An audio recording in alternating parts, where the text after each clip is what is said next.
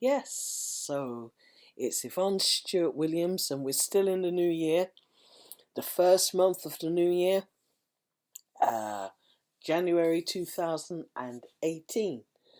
And what's on my mind, you might be asking? Well, I have on my mind to say a couple of things and stuff, a few things and stuff. Lisa 4 will be sort of like near the end and stuff, but all of it is important to me, and I want to share it with you. And you know, I'm lucky, fortunate, privileged, honoured, even to being born in a time where and it won't happen for some time to come because of just of the way that things have happened, the birth lines. But I was born where a queen, the queen, because I'm English, and in England at this time, and Britain at this time, the United Kingdom has a queen who reigns, and she has been the longest reigning queen in the history ever and stuff. So congratulations, Queen Elizabeth II and stuff. As you see, she is the second Elizabeth. The first one, of course, as you might recall, was Queen Elizabeth I back in the day and stuff, who wasn't married and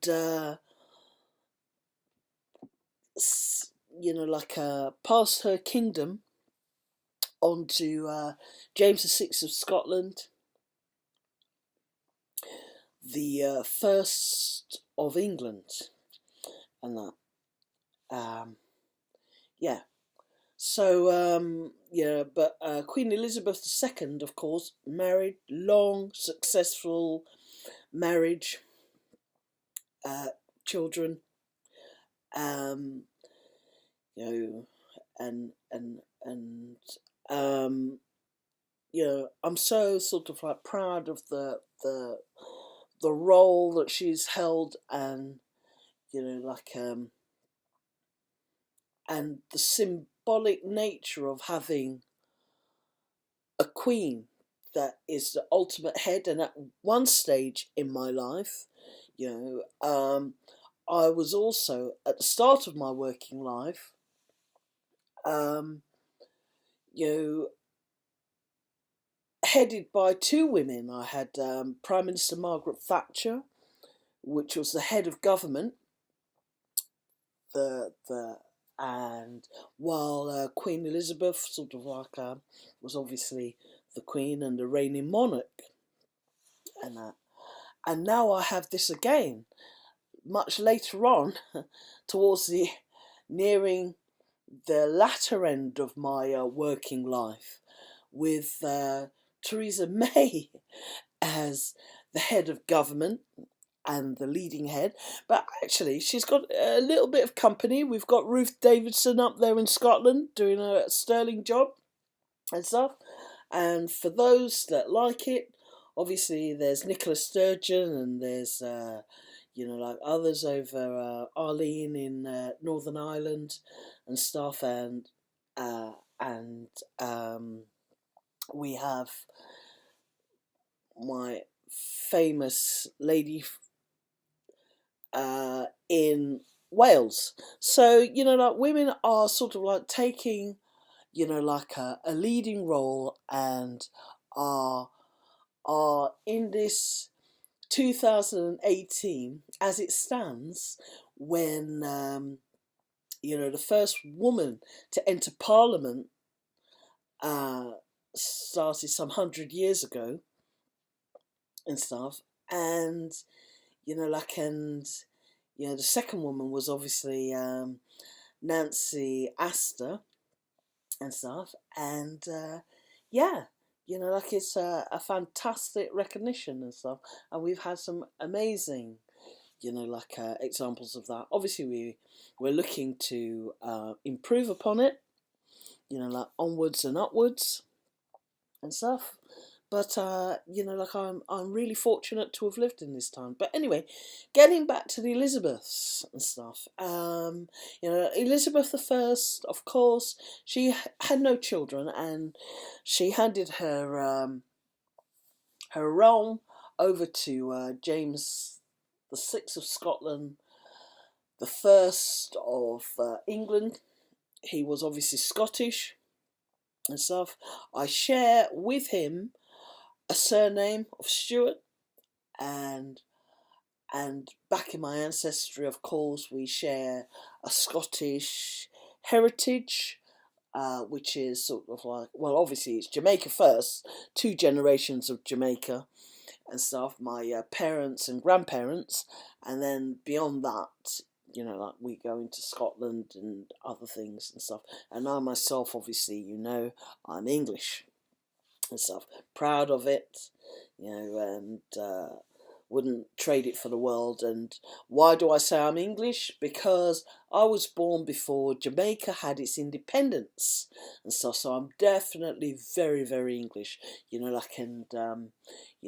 that's the way of it. So anyway, getting back to Queen Elizabeth, or James, should I say, we share Scottish, and of course we share the Protestant faith and stuff. And with James, I have an affection for him, a warming for him, because of course we share a love of same-sex relating and stuff, and have a passion for that and stuff. In my case, I'm openly lesbian. In James's case, there were complications because he was married, and maybe, I don't know if he had been living in this time, maybe he'd call himself bisexual or not, I don't know, have no idea and stuff. And and of course nowadays, obviously, I can marry in my faith, which is the British Quakers, English Quakers, where we perform same-sex on the premises in the midst of meeting for worship, with all the attenders and friends present, relatives and friends and loved ones, and because obviously, as I've said before, Quakers marry none, neither man to man, woman to woman, or man to woman, because we say that God marries all. So, I'm fortunate in this time to have that. But anyway, so getting back to the fact that, I have been blessed to have been born in London, the UK and stuff, and have these exquisite set of circumstances unfold before my very, very eyes and stuff, women out in the workplace in force, and measures being put in place. And obviously the latest thing is, of course, to put the mother's name on the marriage certificate, as I mentioned before. And and obviously me, if I had, if it was that way, being presented, I could marry a woman and stuff as a woman, and we had a child, my name and her name, to the exclusion of any other name, would be on the birth certificate. And that's a powerful thing. I can I don't need, I have such privileges. I don't need a husband to get me a loan, or any a housing or anything like that. It's just that sort of situation. So anyway, getting back to Queen Elizabeth II, she is amazing. She is fantastic. She's loved and cherished, and I respect her. And I know that after I obviously I wanted to live many, many, many more years and reign on and on and on and stuff, because I don't want to let her go and stuff. And I know I'm not alone in this. Like, I can't bestow enough in her direction of the pleasures and health and wealth. But after her, of course, there'll be,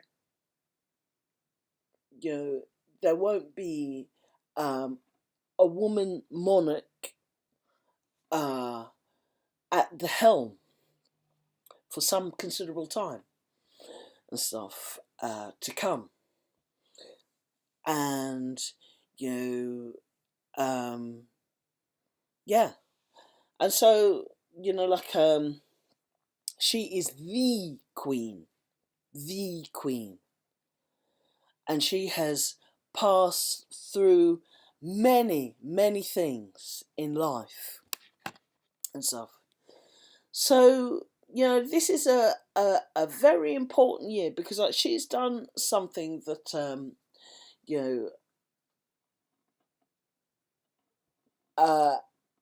hasn't actually been done by any other monarch before and stuff.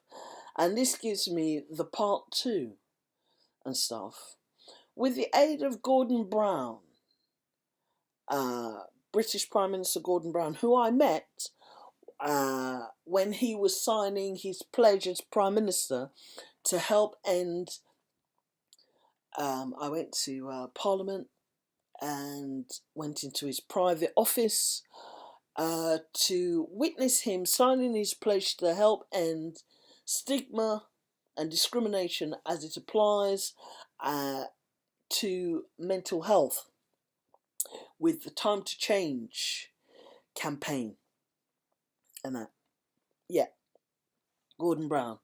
But also something else that he did, and I know he's not my party, but obviously David Cameron, like, he did the same thing, but he was in opposition then and stuff, and he followed it up when he came into power and governed.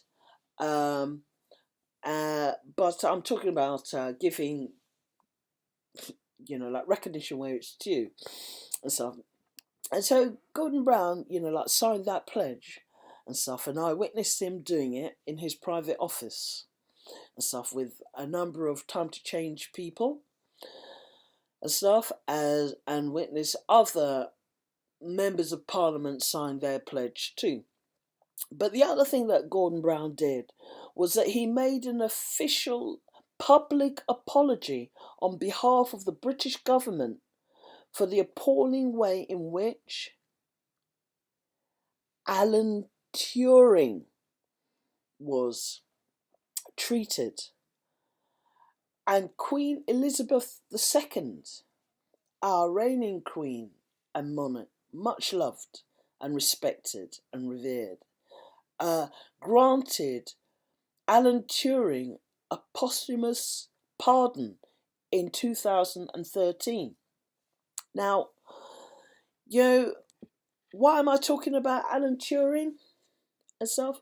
Well, actually, like, next year is a busy year and stuff, and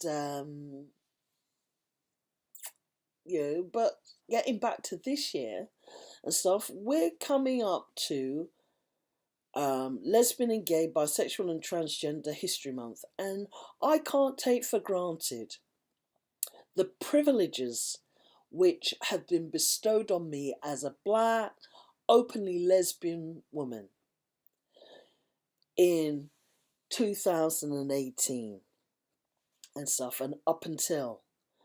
And, Alan Turing was, well, actually, Alan Turing was a man, a genius. And I, recognise as one individual, like his work and contribution as a father of computer science and stuff. And like, not just the enigma that he cracked and stuff to sort of like secure a victory, but I'm talking about like I utilize, what would we be? What would the Western world, what would the modern world be without computer science and computer technology and all of that, and algorithms and all of that? Not that I understand the nitty gritties, but I know that your computer goes down, be it an airport, be it anywhere and stuff, NHS, you name it and stuff, there's a problem and stuff. And Alan Turing did so much. He did so much. And he didn't even have the privilege. He didn't even have the privilege of,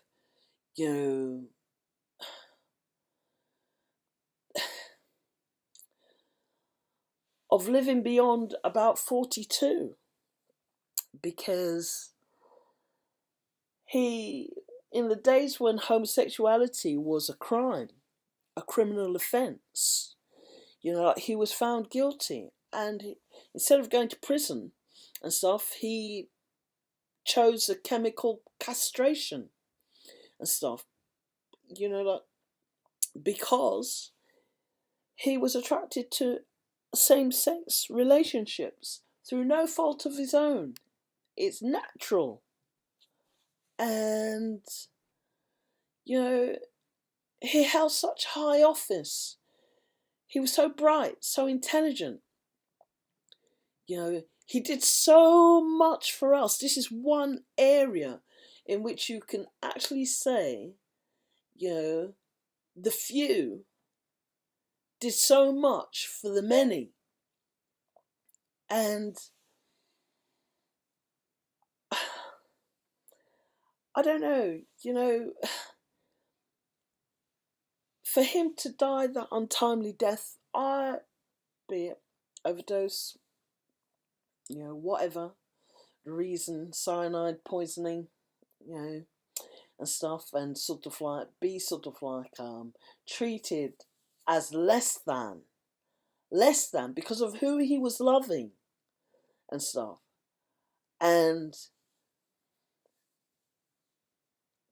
that's so sort of like it's difficult. It's difficult for me to sort of like contemplate, and I'm so pleased that Gordon Brown, made that apology as Prime Minister.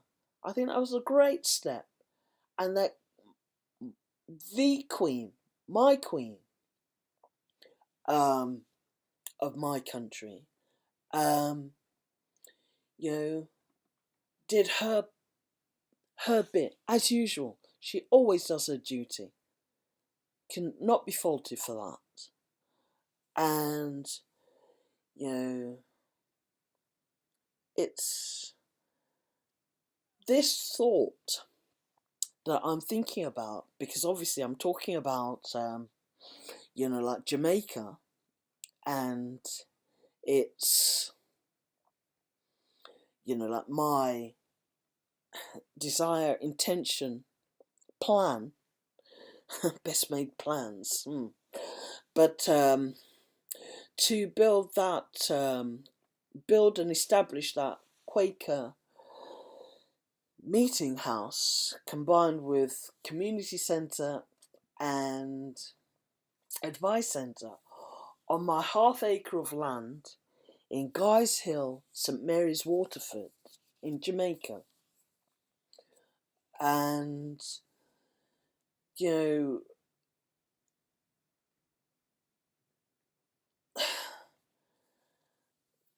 there is a place where it's not as, like they haven't got equal marriage there.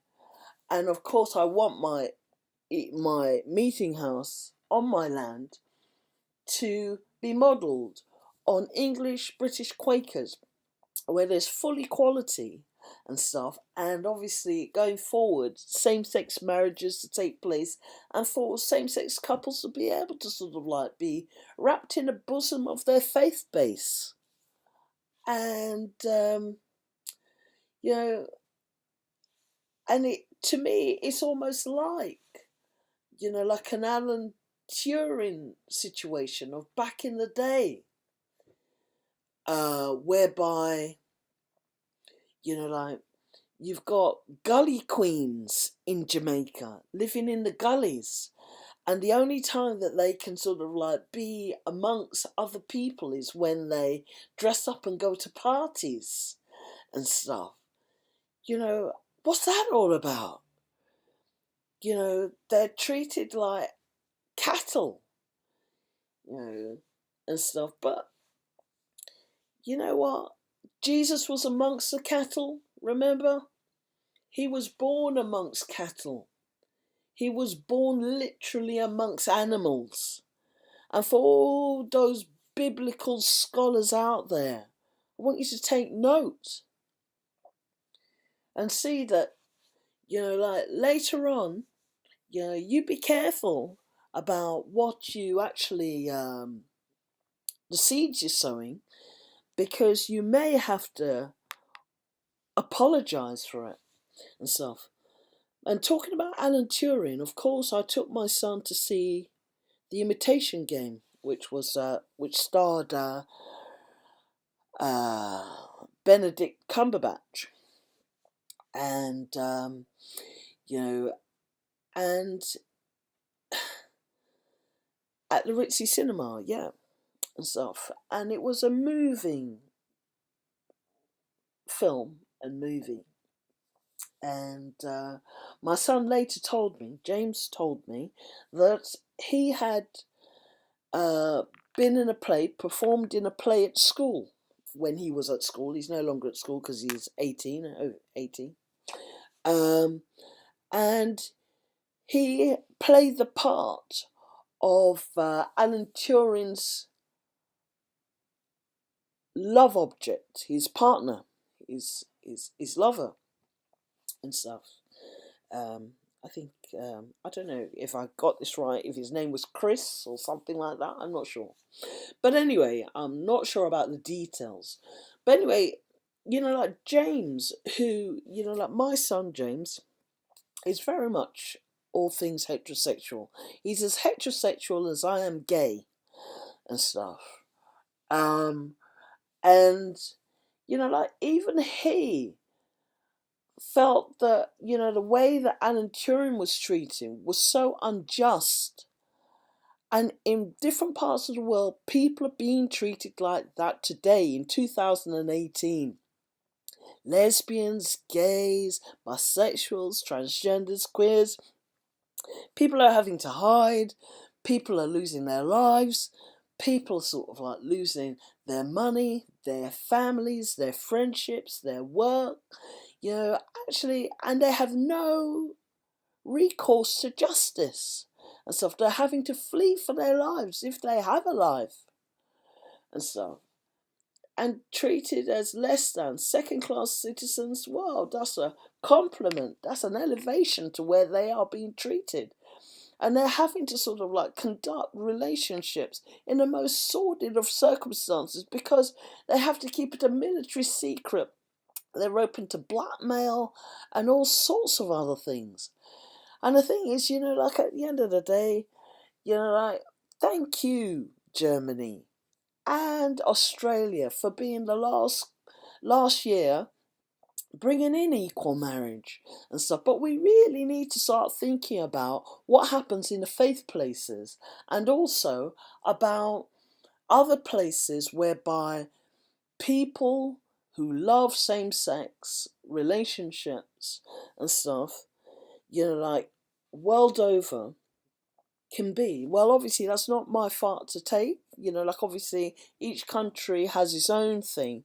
But what I'm saying is here, I'm so glad that we move forward. And yes, like it is, like you're probably saying, well, like look at you Tory and stuff. Wasn't it your party that brought in Clause 28? Yes, yes, yes, we did. But David Cameron was a man. He was a real man. And there were people that backed him. You know, Theresa May was one of those. And many other people in the Tory party that brought us to order and brought us back to our senses and stuff. And David Cameron, you know, like, sort of, you know, like, sort of like, looked at that injustice and said that equal marriage is for everybody. For everybody that wants it. And stuff. And that as a heterosexual married man himself with children that he loves and cherishes, you know, he couldn't think of not providing that welcoming to everyone, including people who conduct same-sex relationships and loving relationships and stuff. And so if the Tory party, my precious, beautiful Tory party, yeah, there's other people in there. You're not going to get consensus. You know, there's some people that's going to sort of like, oh gosh, you know, like I'm not going to, and all of this. But, you know, my Tory party, you know, like moved from that toxicity and, you know, like made themselves, reformed themselves, yeah. And they saw the error of their ways. Just like, and it was on par. It was a eureka moment on par with, you know, like what William Pitt the Younger and William Wilberforce did with the abolition of slavery. They turned it around and stuff. My Tory party are formidable. You know, we don't just pay lip service, we deliver and stuff. And I believe that if the Tory party, the British English Tory party and stuff, can be sort of as formidable as that and as robust as that and as committed as that. And no, it's not playing politics and playing people. You know, the people wanted it. Just like the people of Ireland, you know, like they sort of like said no, they want equal marriage. You know, but getting back to, you know, like the Tory party, my Tory party, we, you know, we gave equality, full equality, and my Quaker, British Quaker, gave complete full equality within faith-based places. There is no room, there is no dark corner for tragedies like Alan Turing's to be. And the Queen endorsed it. Queen Elizabeth II endorsed it. And you know what? I don't know if she understands about same-sex relationships. Heavens above. She's a heterosexual older woman. You know, what? I don't know what she knows or doesn't know. I'm probably never gonna know. But, you know, like at the end of the day, you can hear, you know, like I haven't been coughing and stuff today. I was coughing earlier. But, you know, to sort of like say how much I cherish what Queen Elizabeth II has done. And she, you know, like is the sort of like faith leader of the country and stuff, the United Kingdom and stuff. And her place of worship or faith responsibilities, they are sort of like looking at,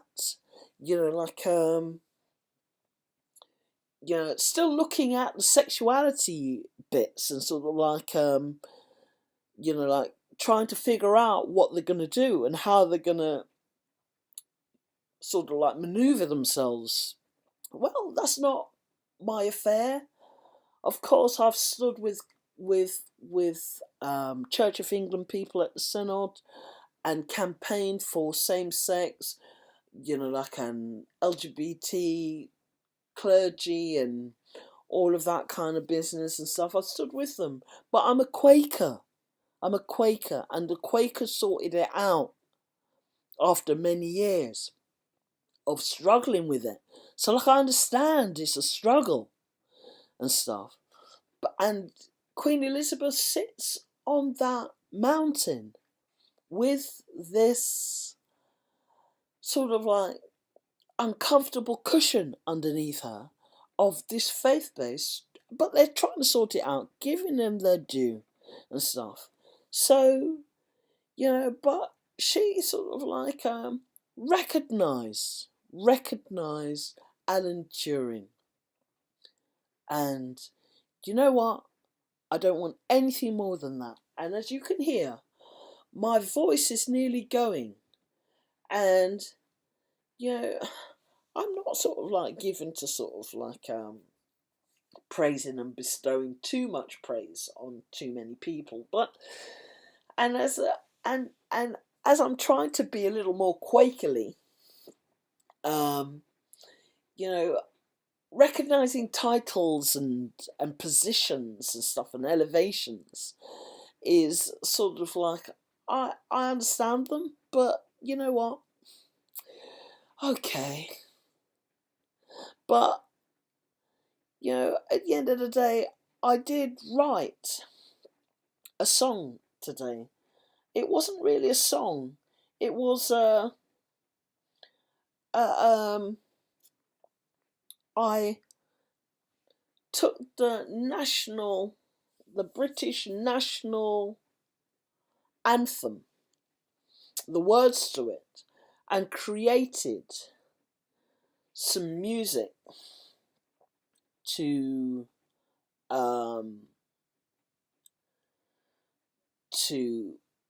play underneath it. And I actually sung. Now, you don't get me singing for anybody, let alone with a sore throat and a bad cough and stuff.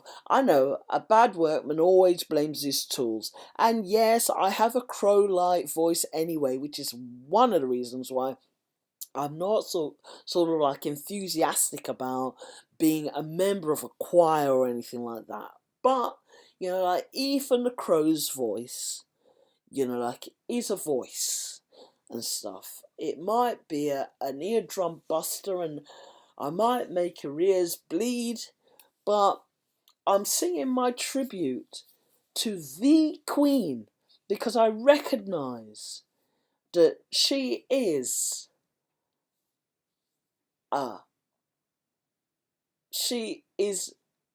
unrepeatable. She is amazing, better than. And I wish her all the love, health, and everything that is positive and good in this world and stuff. So I'm going to sort of like go out on this last track. So, and it says God Save the Queen is the title of it and stuff. And,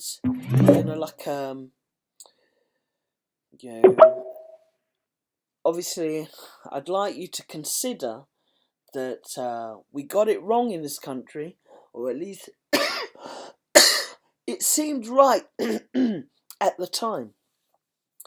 But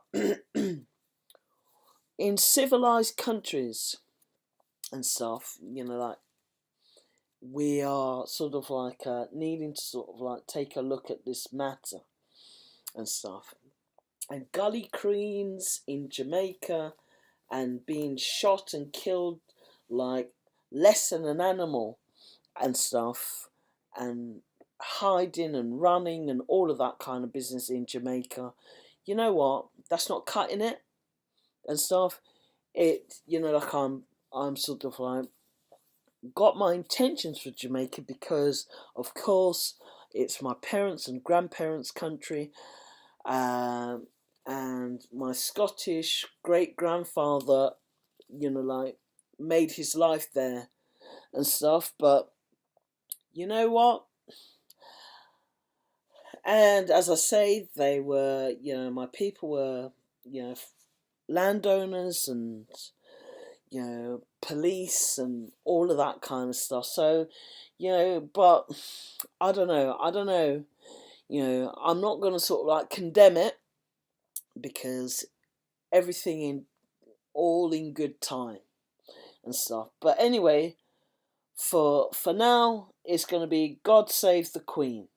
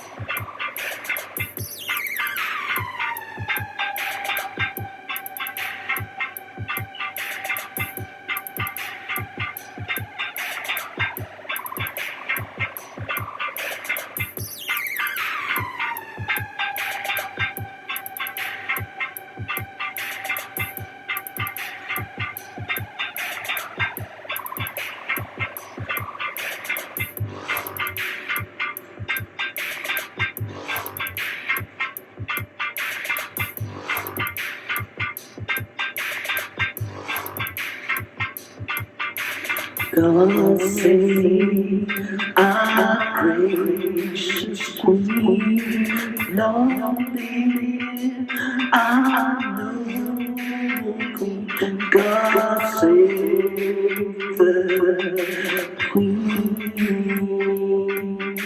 send her victorious,